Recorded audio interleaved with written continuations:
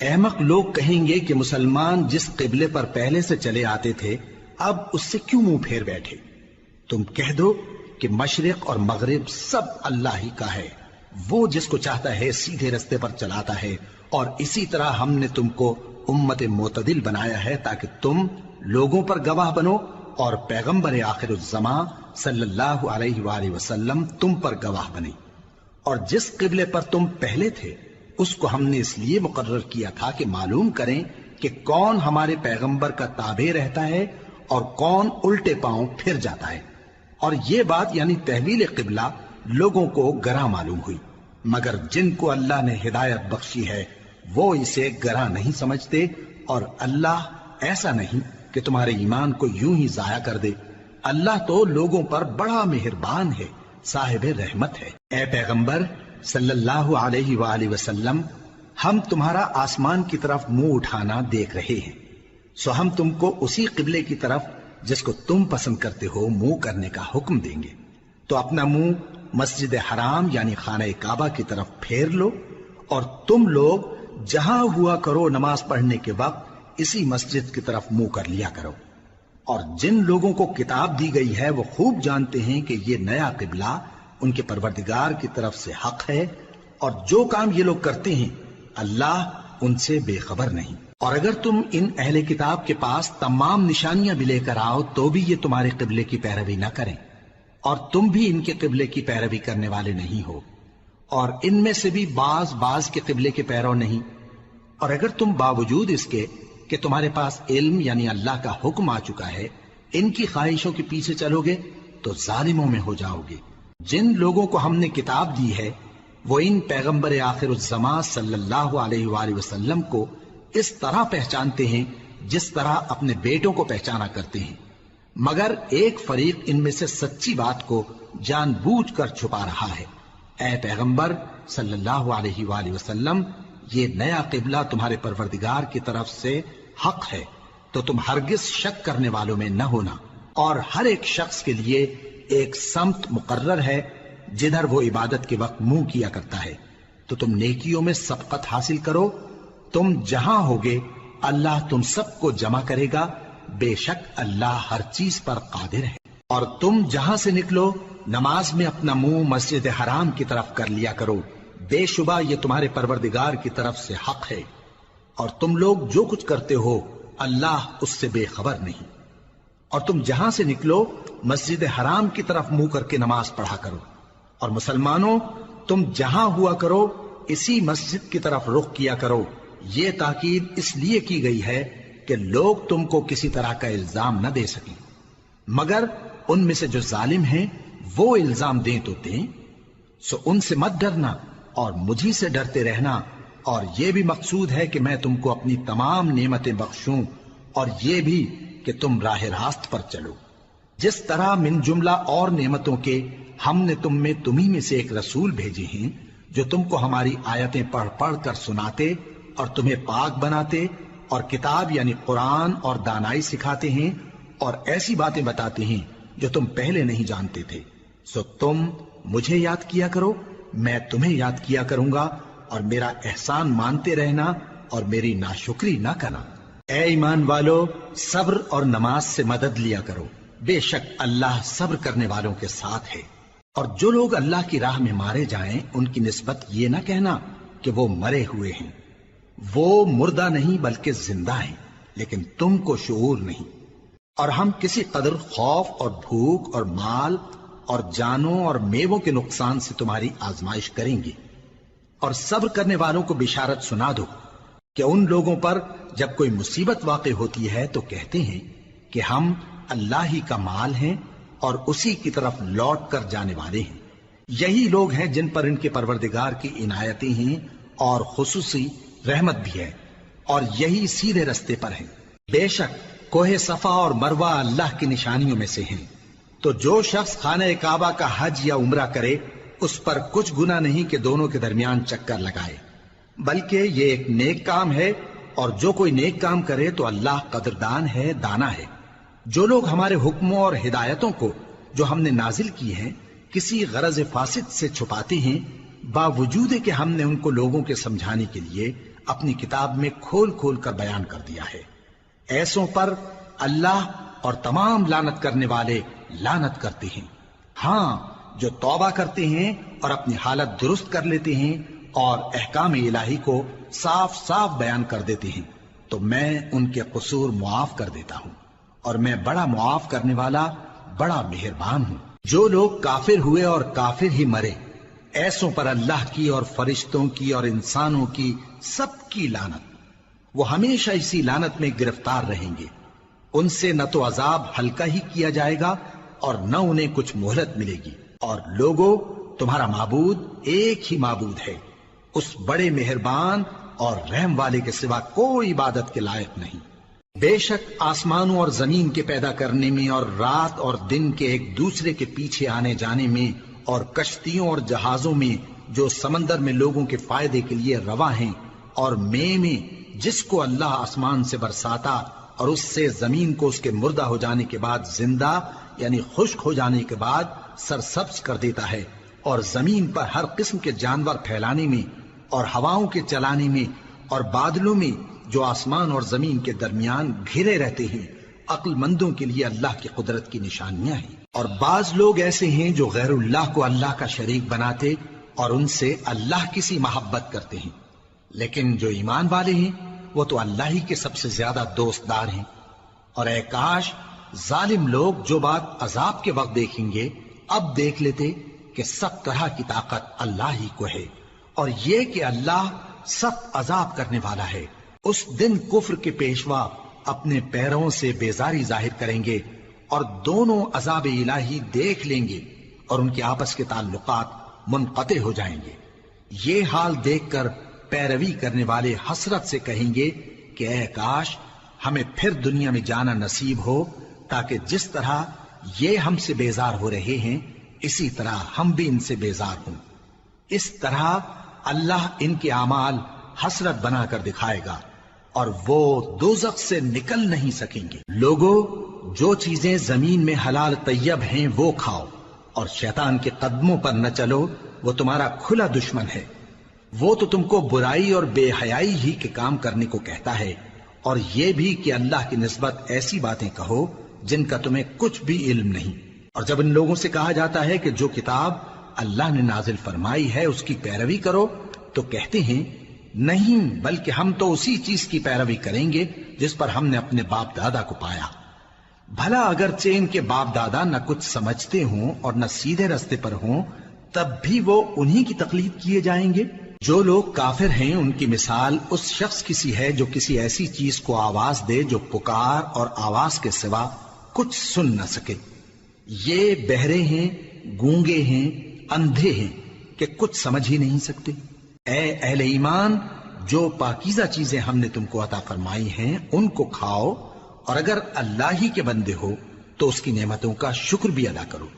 اس نے تو تم پر بس مرا ہوا جانور اور لہو اور سور کا گوشت اور جس چیز پر اللہ کے سوا کسی اور کا نام پکارا جائے حرام کر دیا ہے۔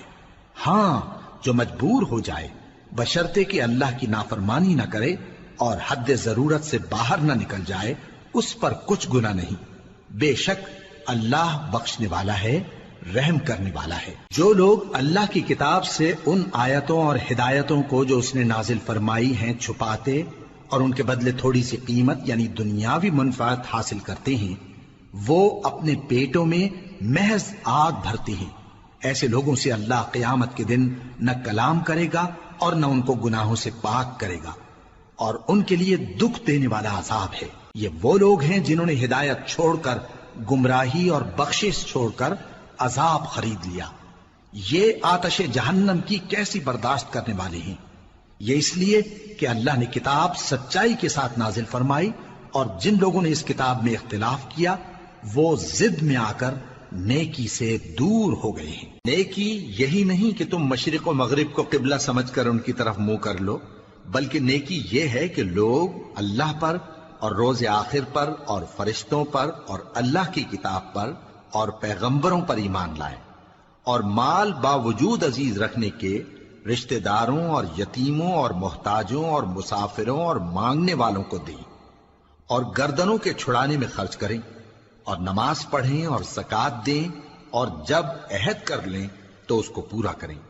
اور سختی اور تکلیف میں اور جنگ کے وقت ثابت قدم رہیں۔ یہی لوگ ہیں جو ایمان میں سچے ہیں، اور یہی ہیں جو اللہ سے ڈرنے والے ہیں۔ مومنوں، تم کو مقتولوں کے بارے میں قصاص یعنی خون کے بدلے خون کا حکم دیا جاتا ہے، اس طرح پر کہ آزاد کے بدلے آزاد مارا جائے، اور غلام کے بدلے غلام، اور عورت کے بدلے عورت۔ اور اگر قاتل کو اس کے مقتول بھائی کے قصاص میں سے کچھ معاف کر دیا جائے تو وارث مقتول کو پسندیدہ طریق سے قرارداد کی پیروی یعنی مطالبہ خون بہا کرنا اور قاتل کو خوشخوئی کے ساتھ ادا کرنا چاہیے۔ یہ تمہارے پروردگار کی طرف سے تمہارے لیے آسانی اور مہربانی ہے۔ اب جو اس کے بعد زیادتی کرے اس کے لیے دکھ کا عذاب ہے۔ اور اے اہل عقل، حکم قصاص میں تمہاری زندگانی ہے کہ تم قتل و خونریزی سے بچو۔ تم پر فرض کیا جاتا ہے کہ جب تم میں سے کسی کو موت کا وقت آ جائے تو اگر وہ کچھ مال چھوڑ جانے والا ہو تو ماں باپ اور رشتہ داروں کے لیے دستور کے مطابق وصیت کر جائے۔ اللہ سے ڈرنے والوں پر یہ ایک حق ہے۔ پھر جو شخص وصیت کو سننے کے بعد اس کو بدل ڈالے تو اس کے بدلنے کا گناہ انہی لوگوں پر ہے جو اس کو بدلیں، اور بے شک اللہ سنتا جانتا ہے۔ اب اگر کسی کو وصیت کرنے والے کی طرف سے کسی وارث کی طرفداری یا حق تلفی کا اندیشہ ہو تو اگر وہ وصیت کو بدل کر وارثوں میں صلح کرا دے تو اس پر کچھ گناہ نہیں، بے شک اللہ بخشنے والا ہے، رحم والا ہے۔ مومنوں، تم پر روزے فرض کیے گئے ہیں جس طرح تم سے پہلے لوگوں پر فرض کیے گئے تھے تاکہ تم پرہیزگار بنو۔ روزوں کے دن گنتی کے چند روز ہیں، تو جو شخص تم میں سے بیمار ہو یا سفر میں ہو تو دوسرے دنوں میں روزوں کا شمار پورا کر لے۔ اور جو لوگ روزہ رکھنے کی طاقت رکھیں لیکن رکھیں نہیں، وہ روزے کے بدلے محتاج کو کھانا کھلا دیں۔ اور جو کوئی اپنی مرضی سے زیادہ نیکی کرے تو اس کے حق میں زیادہ اچھا ہے، اور اگر سمجھو تو روزہ رکھنا ہی تمہارے حق میں بہتر ہے۔ روزوں کا مہینہ رمضان کا مہینہ ہے جس میں قرآن اول نازل ہوا، جو لوگوں کا رہنما ہے اور جس میں ہدایت کی کھلی نشانیاں ہیں، اور جو حق و باطل کو الگ الگ کرنے والا ہے۔ تو جو کوئی تم میں سے اس مہینے میں موجود ہو چاہیے کہ پورے مہینے کے روزے رکھے، اور جو بیمار ہو یا سفر میں ہو تو دوسرے دنوں میں روزے رکھ کر ان کا شمار پورا کر لے۔ اللہ تمہارے حق میں آسانی چاہتا ہے اور سختی نہیں چاہتا، اور یہ آسانی کا حکم اس لیے دیا گیا ہے کہ تم روزوں کا شمار پورا کر لو، اور اس احسان کے بدلے کہ اللہ نے تم کو ہدایت بخشی ہے تم اس کو بزرگی سے یاد کرو اور اس کا شکر کرو۔ اور اے پیغمبر، جب تم سے میرے بندے میرے بارے میں دریافت کریں تو انہیں معلوم ہو کہ میں تو تمہارے پاس ہی ہوں۔ جب کوئی پکارنے والا مجھے پکارتا ہے تو میں اس کی دعا قبول کرتا ہوں، تو ان کو چاہیے کہ میرے حکموں کو مانیں اور مجھ پر ایمان رکھیں تاکہ نیک رستہ پائیں۔ روزوں کی راتوں میں تمہارے لیے اپنی عورتوں کے پاس جانا جائز کر دیا گیا ہے، وہ تمہاری پوشاک ہیں اور تم ان کی پوشاک ہو۔ اللہ کو معلوم ہے کہ تم ان کے پاس جانے سے اپنے حق میں خیانت کرتے تھے، سو اس نے تم پر مہربانی کی اور تمہاری حرکات سے درگزر فرمائی، تو اب تم کو اختیار ہے کہ ان سے مباشرت کرو۔ اور اللہ نے جو چیز تمہارے لیے لکھ رکھی ہے یعنی اولاد، اس کو اللہ سے طلب کرو اور کھاؤ اور پیو، یہاں تک کہ صبح کی سفید دھاری رات کی سیاہ دھاری سے الگ نظر آنے لگے، پھر روزہ رکھ کر رات تک پورا کرو۔ اور جب تم مسجدوں میں اعتکاف بیٹھتے ہو تو ان سے مباشرت نہ کرو، یہ اللہ کی حدیں ہیں، ان کے پاس نہ جانا۔ اسی طرح اللہ اپنی آیتیں لوگوں کے سمجھانے کے لیے کھول کھول کر بیان فرماتا ہے تاکہ وہ پرہیزگار بنے۔ اور آپس میں ایک دوسرے کا مال ناحق نہ کھاؤ اور نہ اس کو رشوتاً حاکموں کے پاس پہنچاؤ تاکہ لوگوں کے مال کا کچھ حصہ ناجائز طور پر کھا جاؤ، اور اسے تم جانتے بھی ہو۔ اے پیغمبر، لوگ تم سے نئے چاند کے بارے میں دریافت کرتے ہیں کہ گھٹتا بڑھتا کیوں ہے۔ کہہ دو کہ وہ لوگوں کے کاموں کی میعادیں اور حج کے وقت معلوم ہونے کا ذریعہ ہے، اور نیکی اس بات میں نہیں کہ احرام کی حالت میں گھروں میں ان کے پچھواڑے کی طرف سے آؤ، بلکہ نیکوکار وہ ہے جو پرہیزگار ہو، اور گھروں میں ان کے دروازوں سے آیا کرو اور اللہ سے ڈرتے رہو تاکہ کامیاب ہو جاؤ۔ اور جو لوگ تم سے لڑتے ہیں تم بھی اللہ کی راہ میں ان سے لڑو، مگر زیادتی نہ کرنا کہ اللہ زیادتی کرنے والوں کو دوست نہیں رکھتا، اور ان کو جہاں پاؤ قتل کر دو، اور جہاں سے انہوں نے تم کو نکالا ہے یعنی مکے سے، وہاں سے تم بھی ان کو نکال دو۔ اور دین سے گمراہ کرنے کا فساد قتل و خونریزی سے کہیں بڑھ کر ہے، اور جب تک وہ تم سے مسجد حرام یعنی خانہ کعبہ کے پاس نہ لڑیں، تم بھی وہاں ان سے نہ لڑنا۔ ہاں اگر وہ تم سے لڑیں تو تم ان کو قتل کر ڈالو، کافروں کی یہی سزا ہے۔ پھر اگر وہ باز آ جائیں تو اللہ بخشنے والا ہے، رحم کرنے والا ہے۔ اور ان سے اس وقت تک لڑتے رہنا کہ فساد نابود ہو جائے اور ملک میں اللہ ہی کا دین غالب ہو جائے۔ پھر اگر وہ فساد سے باز آ جائیں تو ظالموں کے سوا کسی پر زیادتی نہیں کرنی چاہیے۔ ادب کا مہینہ ادب کے مہینے کے مقابل ہے، اور ادب کی چیزیں ایک دوسرے کا بدلہ ہیں۔ پس اگر کوئی تم پر زیادتی کرے تو جیسی زیادتی وہ تم پر کرے ویسی ہی تم اس پر کرو، اور اللہ سے ڈرتے رہو اور جان رکھو کہ اللہ ڈرنے والوں کے ساتھ ہے۔ اور اللہ کی راہ میں مال خرچ کرو اور اپنے آپ کو ہلاکت میں نہ ڈالو، اور نیکی کرو، بے شک اللہ نیکی کرنے والوں کو دوست رکھتا ہے۔ اور اللہ کی خوشنودی کے لیے حج اور عمرے کو پورا کرو، اور اگر راستے میں روک لیے جاؤ تو جیسی قربانی میسر ہو کر دو، اور جب تک قربانی اپنے مقام پر نہ پہنچ جائے سر نہ منڈاؤ۔ اور اگر کوئی تم میں بیمار ہو یا اس کے سر میں کسی طرح کی تکلیف ہو تو اگر وہ سر منڈا لے تو اس کے بدلے روزے رکھے یا صدقہ دے یا قربانی کرے۔ پھر جب تکلیف دور ہو کر تم مطمئن ہو جاؤ تو جو تم میں حج کے وقت تک عمرے سے فائدہ اٹھانا چاہے وہ جیسی قربانی میسر ہو کرے، اور جس کو قربانی نہ ملے وہ 3 روزے ایام حج میں رکھے اور 7 جب واپس ہو، یہ پورے 10 ہوئے۔ یہ حکم اس شخص کے لیے ہے جس کے اہل و عیال مکے میں نہ رہتے ہوں۔ اور اللہ سے ڈرتے رہو اور جان رکھو کہ اللہ سخت عذاب دینے والا ہے۔ حج کے مہینے معین ہیں جو معلوم ہیں، تو جو شخص ان مہینوں میں حج کی نیت کر لے تو حج کے دنوں میں نہ عورتوں سے اختلاط کرے، نہ کوئی برا کام کرے اور نہ کسی سے جھگڑے۔ اور جو نیک کام تم کرو گے وہ اللہ کو معلوم ہو جائے گا۔ اور زاد راہ یعنی رستے کا خرچ ساتھ لے جاؤ، کیونکہ بہترین زاد راہ پرہیزگاری ہے۔ اور اے اہل عقل، مجھی سے ڈرتے رہو، اس کا تمہیں کچھ گناہ نہیں کہ حج کے دنوں میں بذریعہ تجارت اپنے پروردگار سے روزی طلب کرو۔ اور جب عرفات سے واپس ہونے لگو تو مشعر حرام یعنی مزدلفہ میں اللہ کا ذکر کرو، اور اس طرح ذکر کرو جس طرح اس نے تم کو سکھایا، اور اس سے پیشتر تم لوگ ان طریقوں سے محض ناواقف تھے۔ پھر جہاں سے اور لوگ واپس ہوں وہیں سے تم بھی واپس ہو، اور اللہ سے بخشش مانگو، بے شک اللہ بخشنے والا ہے، رحمت کرنے والا ہے۔ پھر جب حج کے تمام ارکان پورے کر چکو تو مینا میں اللہ کو یاد کرو جس طرح اپنے باپ دادا کو یاد کیا کرتے تھے، بلکہ اس سے بھی زیادہ۔ اور بعض لوگ ایسے ہیں جو اللہ سے التجا کرتے ہیں کہ اے پروردگار ہم کو جو دینا ہے دنیا ہی میں دے دے، اور ایسے لوگوں کا آخرت میں کچھ حصہ نہیں۔ اور بعض ایسے ہیں کہ دعا کرتے ہیں کہ پروردگار ہم کو دنیا میں بھی نعمت عطا فرما اور آخرت میں بھی نعمت بخشیو اور دوزخ کے عذاب سے محفوظ رکھیو۔ یہی لوگ ہیں جن کے لیے ان کے کاموں کا حصہ یعنی اجر نیک تیار ہے، اور اللہ جلد حساب لینے والا ہے۔ اور قیام منا کے دنوں میں جو گنتی کے دن ہیں اللہ کو یاد کرو۔ اگر کوئی جلدی کرے اور 2 ہی دن میں چل دے تو اس پر بھی کچھ گناہ نہیں، اور جو بات تک ٹھہرا رہے اس پر بھی کچھ گناہ نہیں۔ یہ باتیں اس شخص کے لیے ہیں جو اللہ سے ڈرے، اور تم لوگ اللہ سے ڈرتے رہو اور جان رکھو کہ تم سب اس کے پاس جمع کیے جاؤ گے۔ اور کوئی شخص تو ایسا ہے جس کی گفتگو دنیا کی زندگی میں تم کو دلکش معلوم ہوتی ہے، اور وہ اپنے معافی ضمیر پر یعنی اس بات پر جو اس کے دل میں ہے اللہ کو گواہ بناتا ہے، حالانکہ وہ سخت جھگڑالو ہے۔ اور جب پیٹ پھیر کر چلا جاتا ہے تو زمین میں دوڑتا پھرتا ہے تاکہ اس میں فتنہ انگیزی کرے اور کھیتی کو برباد اور انسانوں اور حیوانوں کی نسل کو نابود کر دے، اور اللہ فتنہ انگیزی کو پسند نہیں کرتا۔ اور جب اس سے کہا جاتا ہے کہ اللہ سے خوف کر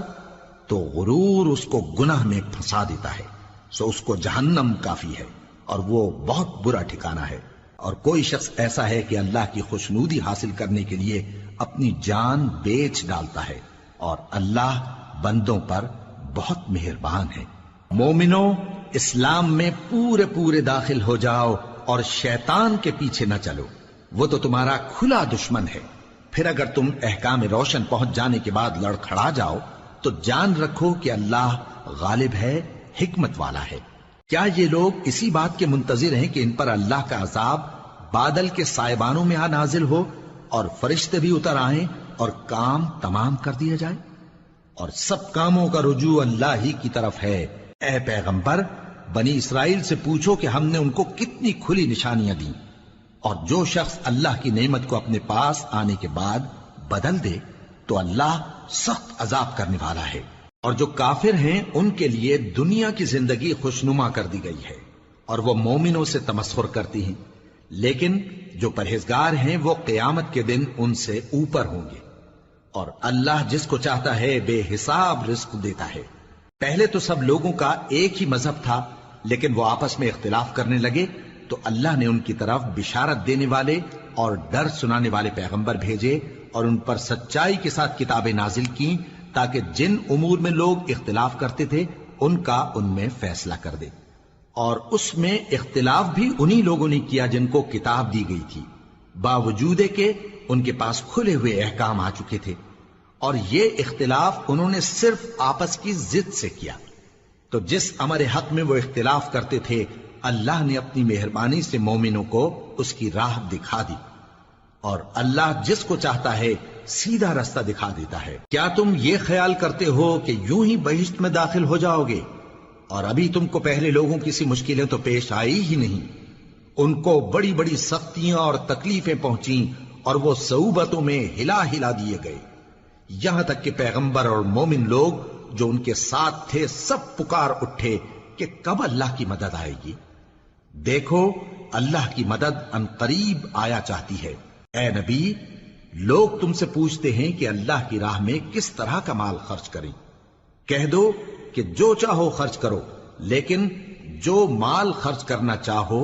وہ درجہ بدرجہ اہل استحقاق یعنی ماں باپ کو اور قریب کے رشتہ داروں کو اور یتیموں کو اور محتاجوں کو اور مسافروں کو سب کو دو، اور جو بھلائی تم کرو گے اللہ اس کو جانتا ہے۔ مسلمانوں، تم پر اللہ کے رستے میں لڑنا فرض کر دیا گیا ہے، اور وہ تمہیں ناگوار تو ہوگا، مگر عجب نہیں کہ ایک چیز تم کو بری لگے اور وہ تمہارے حق میں بھلی ہو، اور عجب نہیں کہ ایک چیز تم کو بھلی لگے اور وہ تمہارے لیے مضر ہو، اور ان باتوں کو اللہ ہی بہتر جانتا ہے اور تم نہیں جانتے۔ اے پیغمبر، لوگ تم سے عزت والے مہینوں میں لڑائی کرنے کے بارے میں دریافت کرتے ہیں، کہہ دو کہ ان میں لڑنا بڑا گناہ ہے، اور اللہ کی راہ سے روکنا اور اس سے کفر کرنا اور مسجد حرام یعنی خانہ کعبہ میں جانے سے بند کرنا اور اہل مسجد کو اس میں سے نکال دینا جو یہ کفار کرتے ہیں، اللہ کے نزدیک اس سے بھی زیادہ گناہ ہے، اور فتنہ انگیزی خونریزی سے بھی بڑھ کر ہے۔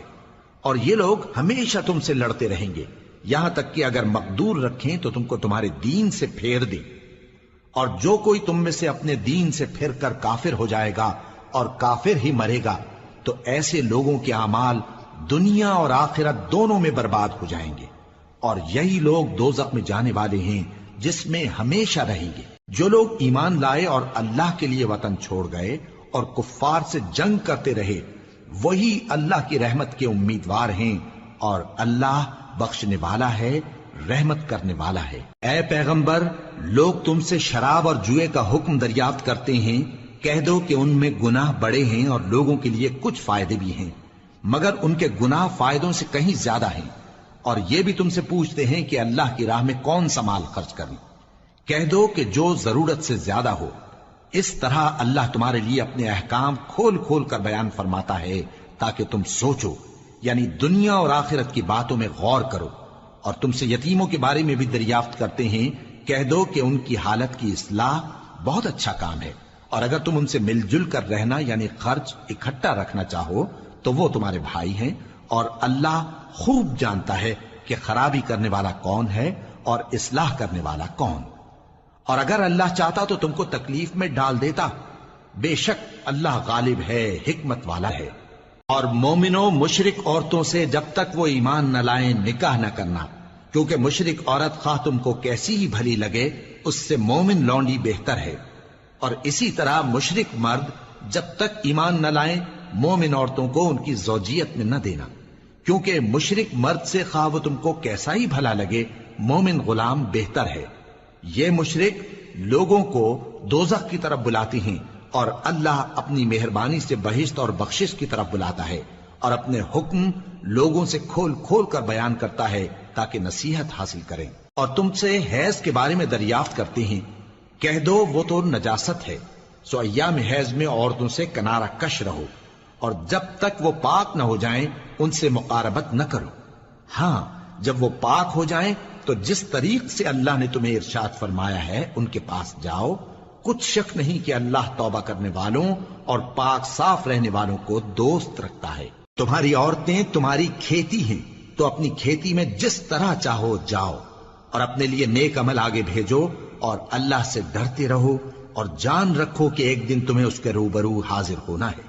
اور اے پیغمبر ایمان والوں کو بشارت سنا دو، اور اللہ کے نام کو اس بات کا ہیلا نہ بنانا کہ اس کی قسمیں کھا کھا کر سلوک کرنے اور پرہیزگاری کرنے اور لوگوں میں صلح و سازگاری کرانے سے رک جاؤ، اور اللہ سب کچھ سنتا ہے جانتا ہے۔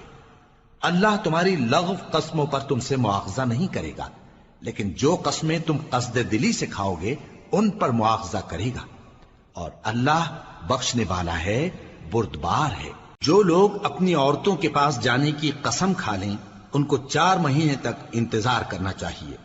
اگر اس عرصے میں قسم سے رجوع کر لیں تو اللہ بخشنے والا ہے، مہربان ہے،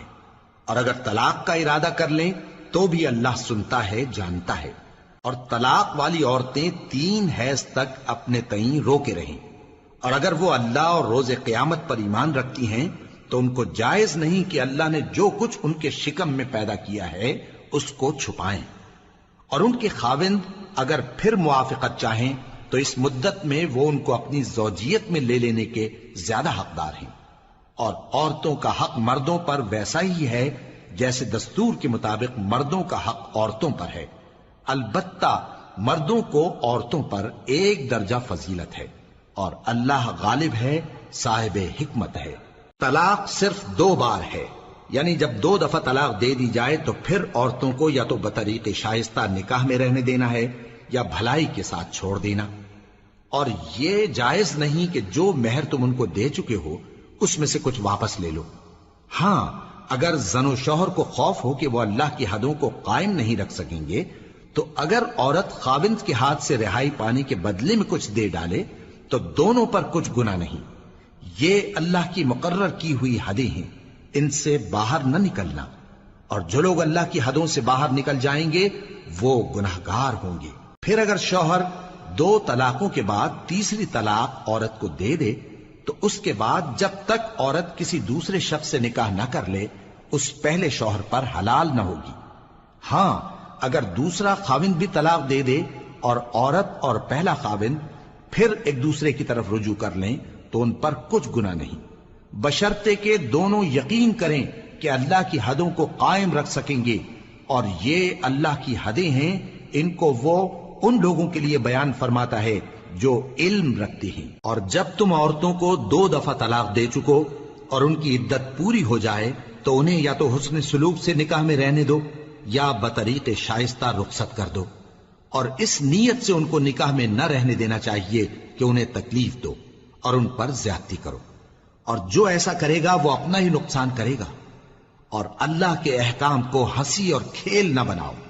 اور اللہ نے تم کو جو نعمتیں بخشی ہیں اور تم پر جو کتاب اور دانائی کی باتیں نازل کی ہیں جن سے وہ تمہیں نصیحت فرماتا ہے ان کو یاد کرو، اور اللہ سے ڈرتے رہو، اور جان رکھو کہ اللہ ہر چیز سے واقف ہے۔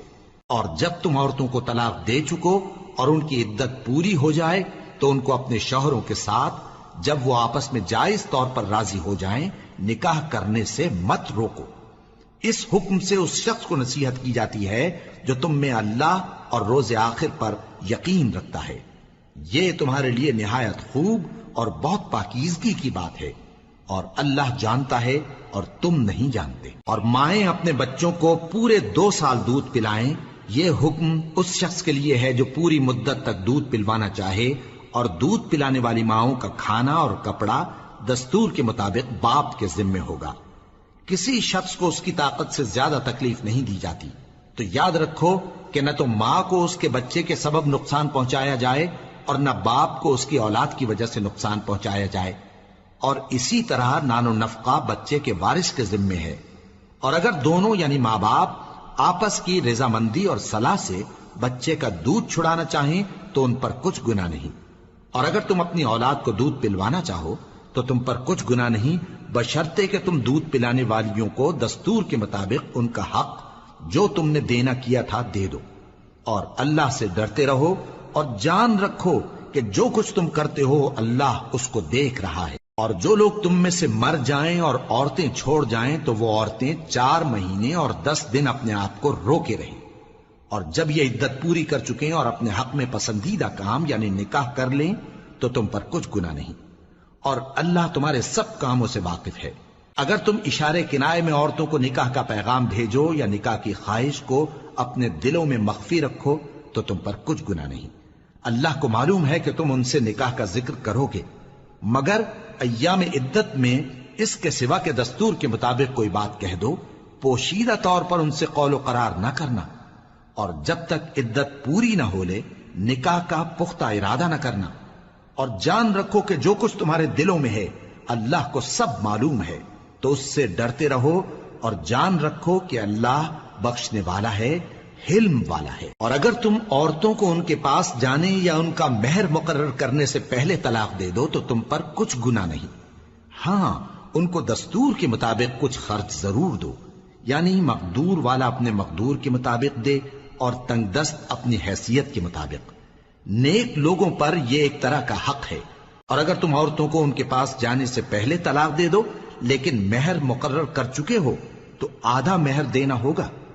ہاں اگر عورتیں مہر بخش دیں یا مرد جن کے ہاتھ میں عقد نکاح ہے اپنا حق چھوڑ دیں اور پورا مہر دے دیں تو ان کو اختیار ہے۔ اور اگر تم مرد لوگ ہی اپنا حق چھوڑ دو تو یہ پرہیزگاری کی بات ہے، اور آپس میں بھلائی کرنے کو فراموش نہ کرنا۔ کچھ شک نہیں کہ اللہ تمہارے سب کاموں کو دیکھ رہا ہے۔ مسلمانوں، سب نمازیں خصوصاً بیچ کی نماز یعنی نماز عصر پورے اہتمام کے ساتھ ادا کرتے رہو اور اللہ کے آگے ادب سے کھڑے رہا کرو۔ پھر اگر تم خوف کی حالت میں ہو تو پیادے یا سوار جس حال میں ہو نماز پڑھ لو۔ پھر جب امن و اطمینان ہو جائے تو جس طریق سے اللہ نے تم کو سکھایا ہے جو تم پہلے نہیں جانتے تھے اللہ کو یاد کرو۔ اور جو لوگ تم میں سے مر جائیں اور عورتیں چھوڑ جائیں وہ اپنی عورتوں کے حق میں وصیت کر جائیں کہ ان کو 1 سال تک خرچ دیا جائے اور گھر سے نہ نکالی جائیں۔ ہاں اگر وہ خود گھر سے چلی جائیں اور اپنے حق میں پسندیدہ کام یعنی نکاح کر لیں تو تم پر کچھ گناہ نہیں، اور اللہ زبردست ہے، حکمت والا ہے۔ اور مطلقہ عورتوں کو بھی دستور کے مطابق نان و نفقہ دینا چاہیے، پرہیزگاروں پر یہ بھی حق ہے۔ اسی طرح اللہ اپنے احکام تمہارے لیے بیان فرماتا ہے تاکہ تم سمجھو۔ بھلا تم نے ان لوگوں کو نہیں دیکھا جو شمار میں ہزاروں ہی تھے اور موت کے ڈر سے اپنے گھروں سے نکل بھاگے تھے؟ تو اللہ نے ان کو حکم دیا کہ مر جاؤ، پھر ان کو زندہ بھی کر دیا۔ کچھ شک نہیں کہ اللہ لوگوں پر مہربانی رکھتا ہے، لیکن اکثر لوگ شکر نہیں کرتے۔ اور مسلمانوں، اللہ کی راہ میں جہاد کرو اور جان رکھو کہ اللہ سب کچھ سنتا ہے، سب کچھ جانتا ہے۔ کون ہے کہ اللہ کو قرض حسنہ دے کہ وہ اس کے بدلے اس کو کئی گنا زیادہ دے گا؟ اور اللہ ہی روزی کو تنگ کرتا اور وہی اسے کشادہ کرتا ہے، اور تم اسی کی طرف لوٹ کر جاؤ گے۔ بھلا تم نے بنی اسرائیل کی ایک جماعت کو نہیں دیکھا جس نے موسیٰ کے بعد اپنے پیغمبر سے کہا کہ آپ ہمارے لیے ایک بادشاہ مقرر کر دیں تاکہ ہم اللہ کی راہ میں جہاد کریں؟ پیغمبر نے کہا کہ اگر تم کو جہاد کا حکم دیا جائے تو ایسا تو نہیں کہ لڑنے سے پہلو تہی کرو۔ وہ کہنے لگے کہ ہم اللہ کی راہ میں کیوں نہ لڑیں گے جبکہ ہم وطن سے خارج اور بال بچوں سے جدا کر دیے گئے۔ پھر جب ان کو جہاد کا حکم دیا گیا تو چند اشخاص کے سوا سب پھر گئے، اور اللہ ظالموں سے خوب واقف ہے۔ اور پیغمبر نے ان سے یہ بھی کہا کہ اللہ نے تم پر طالوت کو بادشاہ مقرر فرمایا ہے، وہ بولے کہ اسے ہم پر بادشاہی کا حق کیوں کر ہو سکتا ہے؟ اس سے بڑھ کر بادشاہی کے مستحق تو ہم ہیں، اور اس کے پاس تو بہت سی دولت بھی نہیں۔ پیغمبر نے کہا کہ اللہ نے اس کو تم پر فضیلت دی ہے اور بادشاہی کے لیے منتخب فرمایا ہے۔ اس نے اسے علم بھی بہت سا بخشا ہے اور تن و توش بھی بڑا عطا کیا ہے، اور اللہ کو اختیار ہے جسے چاہے بادشاہی بخشے، وہ بڑا کشائش والا ہے، دانا ہے۔ اور پیغمبر نے ان سے کہا کہ ان کی یعنی طالوت کی بادشاہی کی نشانی یہ ہے کہ تمہارے پاس وہ صندوق آئے گا جس کو فرشتے اٹھائے ہوئے ہوں گے، اس میں تمہارے پروردگار کی طرف سے تسلی بخشنے والی چیز ہوگی اور کچھ اور چیزیں بھی ہوں گی جو موسیٰ اور ہارون چھوڑ گئے تھے۔ اگر تم ایمان رکھتے ہو تو یہ تمہارے لیے ایک بڑی نشانی ہے۔ غرض جب طالوت فوجیں لے کر روانہ ہوا تو اس نے ان سے کہا کہ اللہ ایک نہر سے تمہاری آزمائش کرنے والا ہے، جو شخص اس میں سے پانی پی لے گا اس کی نسبت تصور کیا جائے گا کہ وہ میرا نہیں، اور جو نہ پیے گا وہ سمجھا جائے گا کہ میرا ہے۔ ہاں اگر کوئی ہاتھ سے چلو بھر پانی لے لے تو خیر۔ جب وہ لوگ نہر پر پہنچے تو چند آدمیوں کے سوا سب نے پانی پی لیا۔ پھر جب طالوت اور مومن لوگ جو اس کے ساتھ تھے نہر کے پار ہو گئے تو کہنے لگے کہ آج ہم میں جالوت اور اس کے لشکر سے مقابلہ کرنے کی طاقت نہیں۔ جو لوگ یقین رکھتے تھے کہ ان کو اللہ کے روبرو حاضر ہونا ہے، وہ کہنے لگے کہ بسا اوقات تھوڑی سی جماعت نے اللہ کے حکم سے بڑی جماعت پر فتح حاصل کی ہے، اور اللہ ثابت قدم رہنے والوں کے ساتھ ہے۔ اور جب وہ لوگ جالوت اور اس کے لشکر کے مقابل میں آئے تو اللہ سے دعا کی کہ اے پروردگار، ہم پر صبر کے دہانے کھول دے اور ہمیں لڑائی میں ثابت قدم رکھ اور لشکر کفار پر فتح یاب کر۔ تو طالوت کی فوج نے اللہ کے حکم سے ان کو شکست دے دی، اور داؤد نے جالوت کو قتل کر ڈالا، اور اللہ نے ان کو بادشاہی اور دانائی بخشی اور جو کچھ چاہا سکھایا۔ اور اگر اللہ لوگوں کو ایک دوسرے پر چڑھائی اور حملہ کرنے سے نہ ہٹاتا رہتا تو کرۂ ارض تباہ ہو جاتا، لیکن اللہ اہل عالم پر بڑا مہربان ہے۔ یہ اللہ کی آیتیں ہیں جو ہم تم کو سچائی کے ساتھ پڑھ کر سناتے ہیں، اور اے محمد صلی اللہ علیہ وآلہ وسلم، تم بلا شبہ پیغمبروں میں سے